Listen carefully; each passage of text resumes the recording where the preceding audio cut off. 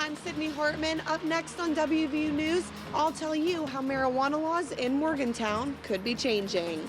I'm Sydney Hartman, and up next on WVU News, I'll tell you how President Gordon Gee is building relationships with the students and faculty right here at the Gluck Theater. I'm Sydney Hartman, and up next on WVU News, I'll tell you how you can lower your risk of contracting an STD. Our Emmy Award-winning WVU News starts now. Although the condom caravan only visits WVU a few times a year, you can still buy condoms for 25 cents right here at the WVU Health and Education Building. In 2018, 92% of all marijuana arrests were for possession alone. The question on everybody's mind tonight, how many bow ties does President Gee have? The answer is over 1,000 active bow ties. Plus, he also has some bow ties in retirement. Thanks, Michael. Megan. On Tuesday, February 18th, the Morgantown City Council will vote on an ordinance which, if passed, could reduce a first offense marijuana possession punishment to a $15 fine with 0 jail time. In 2016 in West Virginia, the total number of all drug arrests were just over 6,000. Almost half of those arrests were for marijuana-related charges. Out of the 2,900 marijuana arrests, over 87% of those were for possession alone. Morgantown City Council member Ron Delaney plans to vote in favor of this ordinance. The hope is that it will make a difference. I think if that lower penalty is applied to anyone, then that's probably an improvement. I think the important thing is we want to make sure that folks understand what the law is and understand just because they're in Morgantown, that doesn't necessarily mean that they're going to get this reduced penalty. Morgantown resident Theodore Webb spoke to the City Council last week to express his support for the ordinance. It's important for our local communities to do everything in our power to responsibly end cannabis prohibition.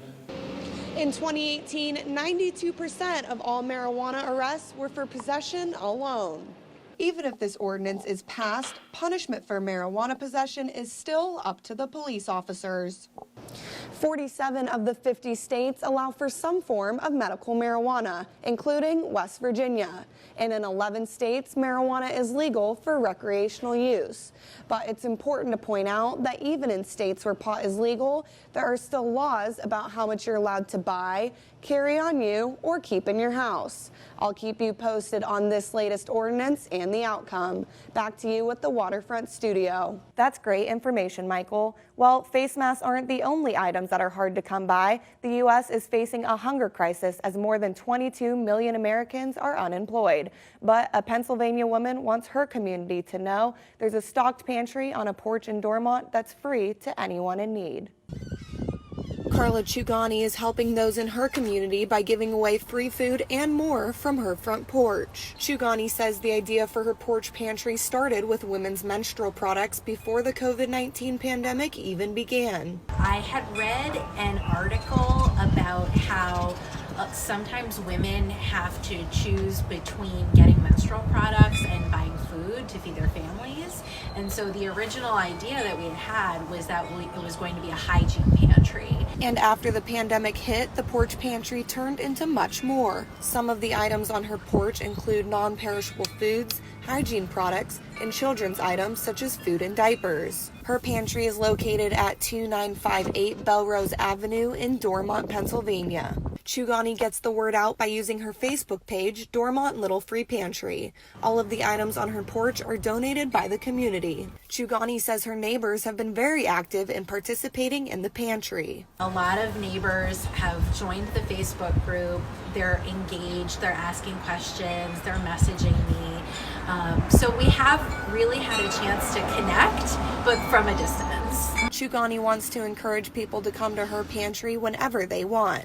It is open 24 hours a day, 7 days a week. You know, I want folks in my local area to know that this is here for you. It's a resource, and you are absolutely welcome to come whenever you like. No appointment is necessary. Just come and take what you need and come back as often as you need to. You can request certain items through email at hatefreedormont@gmail.com. Chugani is an assistant professor of pediatrics at the University of Pittsburgh. She feels lucky that both her and her husband can work from home during this pandemic. The porch pantry will remain open until the stay-at-home quarantine is lifted. Megan, Michael, over the course of an hour, President Gordon Gee faced questions about academics, athletics, mental health issues, and current events, starting with the back-to-back shootings that took place over the weekend. And despite all the questions on a wide range of topics, President Gee was transparent in his answers and encouraged open communication with his audience. Our 26th president, Dr. E. Gordon Gee. Students and faculty gathered in the Gluck Theater for a Q&A with President Gordon Gee called Behind the Bow Tie. WVU's students explain why they think conversations like these are so important. I think it's extremely important that Gee takes time to meet with faculty and students because, I mean, we are the face of the university, and I think it's important that the students' voices and needs get met. And I think that President Gee's already established a really good relationship with his students and the way that he communicates with everyone that's a part of the community. So I think this is just another great thing that he's doing to talk to everyone. In his opening remarks, President Gee tells students what is important to him. Our university cares about each of you. I care about each of you, and giving you the tools to thrive has never been more important. A few topics discussed were campus safety, financial aid and tuition, and students' mental health. Because mental health is so crucial to our university, we have provided budget enhancement for 5 new positions, a crisis text line, a step care model, and new staff recruitment and retention strategies. The question on everybody's mind tonight, how many bow ties does President Gee have? The answer is over 1,000 active bow ties. Plus, he also has some bow ties in retirement. Behind the Bow Tie was the first time there was a direct Q&A between students and President Gee. When asked how WVU is preparing for the coronavirus, President Gee said the university is very prepared, but he cautioned the university community to not panic.